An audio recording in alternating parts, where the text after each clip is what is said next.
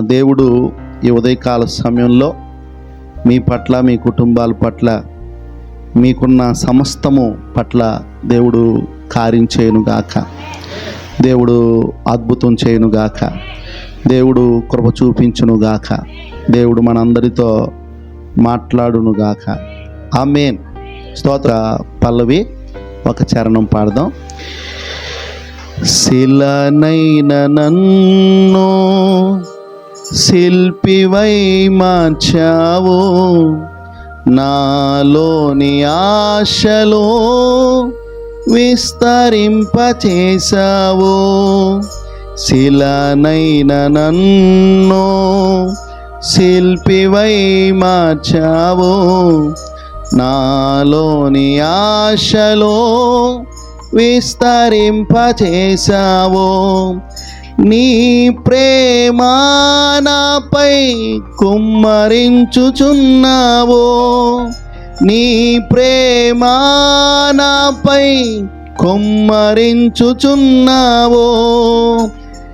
నీ ప్రేమే నా కాపరి, నీ ప్రేమే నా ఊపిరి, నీ ప్రేమే నా కాపరి, నీ ప్రేమే నా ఊపిరి. శిలనైన నన్ను శిల్పివై మార్చావు, నాలోని ఆశలో విస్తరింపజేశావు. మోడు బారిన నా జీవితం నీ ప్రేమతోనే చిగురింపజేశావు. మోడు బారిన నా జీవితం నీ ప్రేమతోనే చిగురింపచేశావు. నీ ప్రేమాభిషేకం నా జీవిత గమ్యం, నీ ప్రేమాభిషేకం నా జీవిత గమ్యం. వర్ణించలేను, లెక్కించలేను, వర్ణించలేను, లెక్కించలేను. నీ ప్రేమే నా కాపరి, నీ ప్రేమే, నీ ప్రేమే నా కాపరి, నీ ప్రేమే నా ఊపిరి. శిలనైన నన్ను శిల్పివై మార్చావు, నాలోని ఆశలో విస్తరింపజేశావు. శిలనైన నన్ను శిల్పివై మార్చావు, నాలోని ఆశలో విస్తరింపజేశావు. నీ ప్రేమ నాపై కుమ్మరించుచున్నావు, నీ ప్రేమ నాపై కుమ్మరించుచున్నావు. నీ ప్రేమే నా కాపరి, నీ ప్రేమే నా ఊపిరి, నీ ప్రేమే నా కాపరి, నీ ప్రేమే నా ఊపిరి. దేవునికి స్తోత్రం. హల్లే. మంచిది. దేవుడు మనతో మాట్లాడునుగాక. దేవుడు మనకి సహాయం చేయునుగాక. ఆమేన్. సో యేసుక్రీస్తు ప్రభువారి దగ్గరికి వెళ్తున్నాము. అలాగే యేసుక్రీస్తు ప్రభువారిని నమ్మి ఆయన మేలు చేస్తాడని ఆశపడుతున్నాము, ఎదురు చూస్తున్నాము. రెండోది, ఆశపడుతున్నాము, ఎదురు చూస్తున్నాము. అయితే కొందరి జీవితాల్లో, కొందరి హృదయాల్లో, కొందరి కుటుంబాల్లో చాలా విషాదకరమైనటువంటి, బలహీనతకరమైనటువంటి సంభవాలు, సంఘటనలు, సమస్యలు, ఇబ్బందులు ఎదురవుతూ ఉన్నాయి. ఈ కారణాన్ని బట్టి ఈరోజు యేసుక్రీస్తు ప్రభు ఎవరు చెప్పండి, యేసుక్రీస్తు ప్రభు ఎవరు అనే విషయాన్ని మరలా మీకు జ్ఞాపకం చేస్తాను. యేసుక్రీస్తు ప్రభు వారు ఎవరు అనే విషయాన్ని నీకు జ్ఞాపకం చేస్తున్నప్పుడు, నీకు తెలియజేస్తున్నప్పుడు, నువ్వు ఆలకిస్తున్నప్పుడు, నిజంగా ఆయన ఎవరు అనే ప్రశ్న నీలో మొదలైతే, ఆయన ఎవరు అనే ఆలోచన నీలో మొదలైతే, ఖచ్చితంగా నీ ఆలోచన పరమునకు చేరే వరకు ఆగదు. స్తోత్రం చెప్పండి. ఎక్కడికి చేరే వరకు? పరమునకు చేరే వరకు. అంటే దేవుడు మనకు నిర్ణయించిన ఆ పట్టణం చేరే వరకు నీ యొక్క ప్రశ్న లేక నీ ప్రయాణం ఆగదు. సర్ ఐజక్ న్యూటన్ అనేటువంటి ఒక వ్యక్తి ఉన్నాడు. ఎవరో? Sir Isaac Newton. ఈయన ఒక సామాన్యమైనటువంటి మనిషి. ఎవరో? సామాన్యమైనటువంటి మనిషి. ఒకసారి వాళ్ళ ఇంటి దగ్గర పెరట్లో లేక గ్రౌండ్లో ఒక చెట్టు కింద కూర్చున్నాడు. దేని కింద? చెట్టు కింద కూర్చుంటే ఆ చెట్టు నుంచి ఒక యాపిల్ పండు రాలిందనమాట కింద. ఏం రాలింది? ఒక యాపిల్ పండు రాలితే మనం ఉన్నట్లయితే, అక్కడ మనం కూర్చున్నట్లయితే గబగబగా జోబులో పెట్టుకోవటమో, లేకపోతే గబగబగా తినేయటమో, లేదా ఇంకేదైనా మనం చేస్తాం. కానీ ఆయన చేసింది ఏంటో చెప్పనా? ఆయన ఆ పండు పట్టుకుని చెట్టు పైకి చూసి, ఈ పండు భూమి మీద ఎందుకు పడింది, కిందకే ఎందుకు రాలింది, పైకి పోవచ్చు కదా అని చెప్పి ఆయన హృదయంలో ఒక ప్రశ్న మొదలైంది. ఏం మొదలైంది? ఈరోజు ప్రపంచంలో పెద్ద సైంటిస్ట్ అయిన ఎవరో? Sir Isaac Newton. ఇప్పుడు లేరు ఆయన. కానీ ఆయన ప్రపంచంలో పెద్ద శాస్త్రవేత్తగా ఎదగడానికి గల కారణం ఏంటంటే, అతను హృదయంలో ప్రారంభమైన ఒక ప్రశ్న. చెప్పండి, ఏంటది? ఒక ప్రశ్న. ఇది ఎలా భూమి మీదకి రాలింది, పడింది? చెట్టుపై నుంచి భూమి మీదకి ఎందుకు పడింది? ఈ భూమికి ఏముంది, ఈ భూమిలో ఏముంది అని చెప్పి పరిశోధన చేయటం ప్రారంభించాడండి.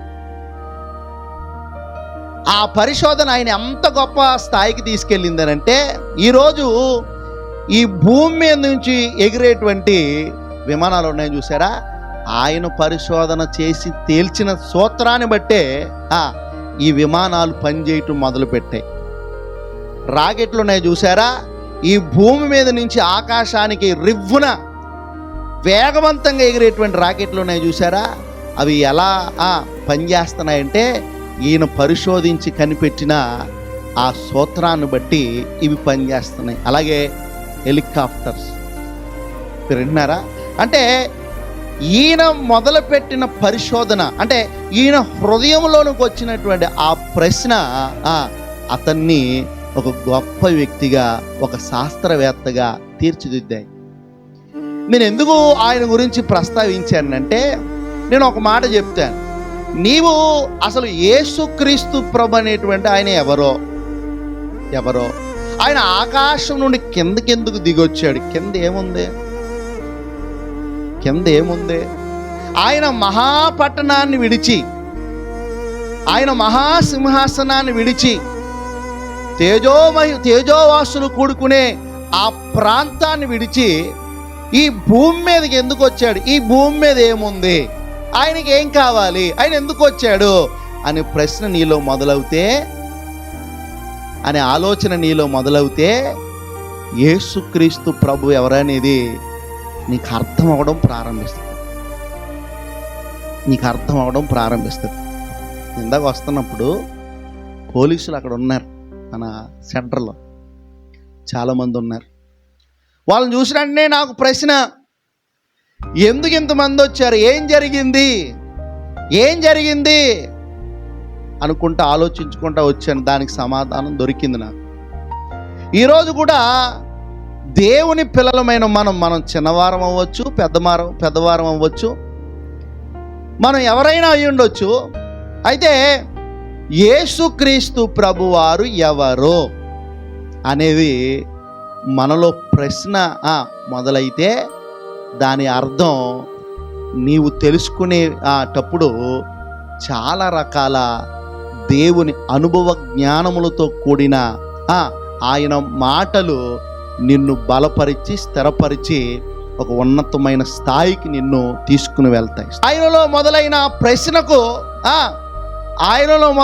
ప్రశ్నకు జవాబు కావాలని చెప్పి పరిశోధన చేస్తే ఈ భూమికి ఏ శక్తి ఉందంట? భూమికి భూ ఆకర్షణ శక్తి ఉందని, భూమి ఆకర్షించేటువంటి సామర్థ్యం కలిగినదని సర్ ఐజక్ న్యూటన్ అనేటువంటి శాస్త్రవేత్త తెలుసుకుని ఈ భూమి ఎంతైతే ఆకర్షించగలదో దానికి డబుల్ ప్రభావం మనం చూపగలిగితే ఈ భూమి నుంచి మనం పైకి ఎగరగలం అని చెప్పి ఆయన ఒక సూత్రాన్ని, ఒక విధి విధానాన్ని కనిపెట్టినప్పుడు ఇప్పుడు భూమికి ఎంతైతే ఆకర్షణ శక్తి ఉందో దానికి డబుల్ చేస్తే మనం పైకి ఎగరొచ్చు అనేటువంటి ఆ విధానాన్ని ఆయన ప్రాచుర్యంలోనికి తీసుకొచ్చినప్పుడు చూడండి, భూమిని తొక్కి ఎగిరేటువంటి వాహనాలు మన సమాజంలోనికి, ప్రపంచంలోనికి తయారు చేయబడ్డాయి. స్తోత్రం చెప్పండి.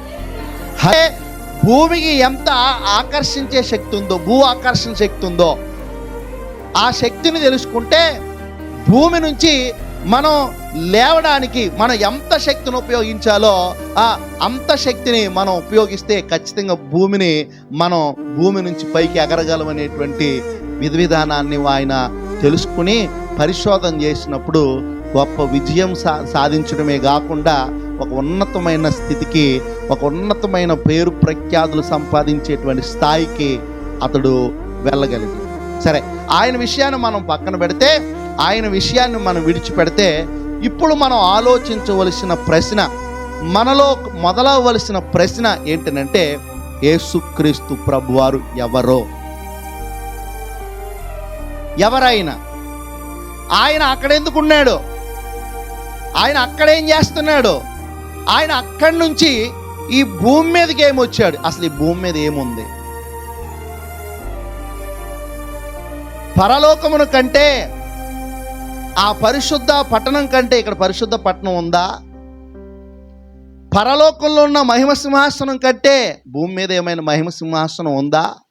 చెప్పాలి మీరు. లేదు కదా.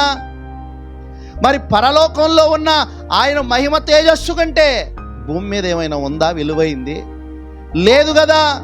పరలోకంలో నిత్యము దూతలతో కొనియాడబడుతూ, పొగడబడుతూ, స్తుతింపబడుతున్న ఆ దేవుడు ఈ భూమి మీదకి ఎందుకు వచ్చాడు అనే ప్రశ్న నీలో మొదలైతే నీకు చాలా విషయాలు తెలియజేస్తాడు. ఆ పరము నుండి దేవుడు భూమికి ఎందుకు దిగి వచ్చాడంటే ఆయనలో ఉన్నటువంటి మనసులో ఉన్నటువంటి ఆలోచన ఏంటంటే ఆయన కూర్చున్న మహిమ సింహాసనం కంటే, వినండి, ఆయన కూర్చున్న మహిమ సింహాసనము కంటే, ఆయన ఉన్న పరిశుద్ధ పట్టణం కంటే, ఆయన పొగడబడుచున్న ఆ యొక్క దూత గణముల శబ్దముల కంటే విలువైనది, గొప్పది ఆయన ఎవరు అని తలంచారంటే ఇక్కడ కూర్చున్న నీవు నేను. మరలా చెప్తున్నా, నీవు నేను, ఆయనకి మనం చాలా విలువైన వారము. స్తోత్రం చెప్పండి. ఎవరికి? దేవునికి మనం చాలా విలువైన వారం. దేవుడు మనల్ని చాలా ప్రేమతో ప్రేమించాడు. ఎంత ప్రేమ అని అంటే ఉదాహరణకు ఒక మాట చెప్తాను.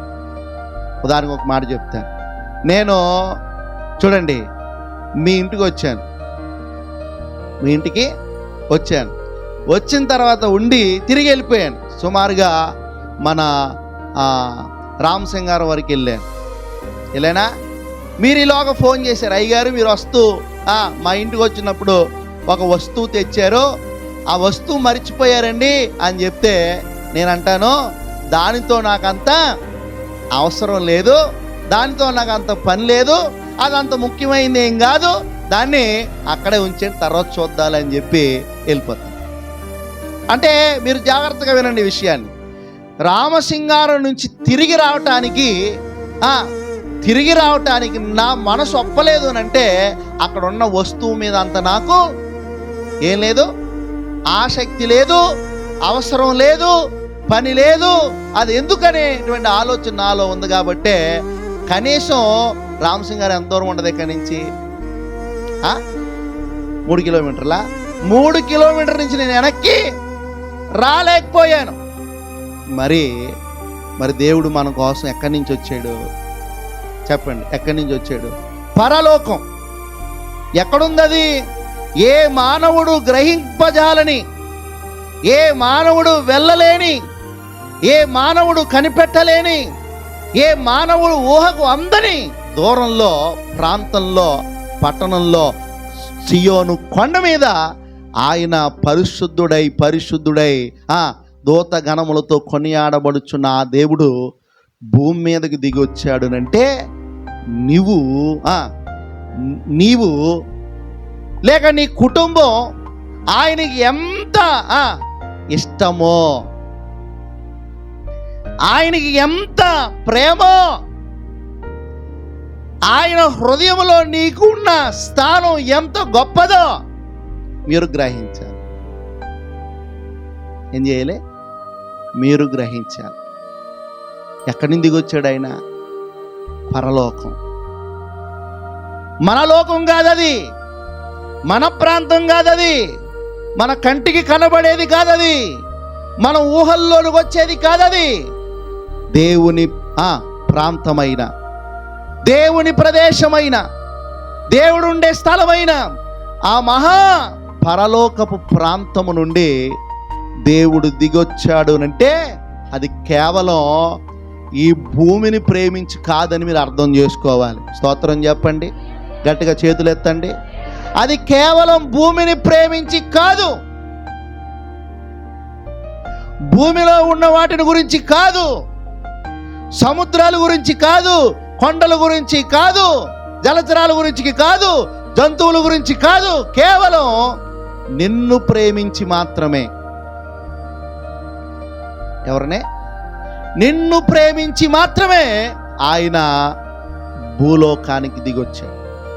నేను అంటాను, నిన్ను ప్రేమించిన ఆయనకి నువ్వే విధంగా ఆహ్వానం పలికావు, నువ్వు ఏ విధంగా ఆయన ఆహ్వానించుకున్నావు, నువ్వు ఏ విధంగా ఆయన సత్కరించావు, సన్మానించావు, ఏ విధంగా ఆయన్ని నీ హృదయంలోనికి చేర్చుకున్నావు అని కనుక మనం ఆలోచన చేసుకుంటే అసలు ఆయన ఎందుకు వచ్చాడు అని అడిగితే ఏమో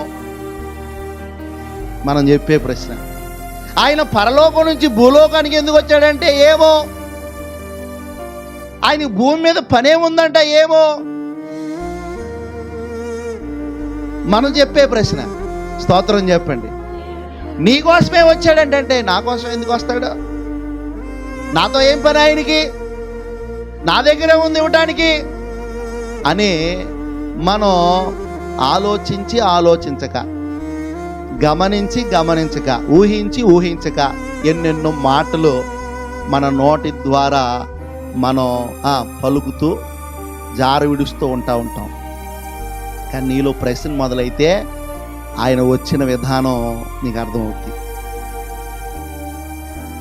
ప్రభువైన యేసుక్రీస్తు ఆకాశాలను తెరచుకుని ఆయన పాదాన్ని భూమి మీద పెట్టడానికి గల కారణం ఒక్కటే, నువ్వంటే ఆయనకు ఇష్టం.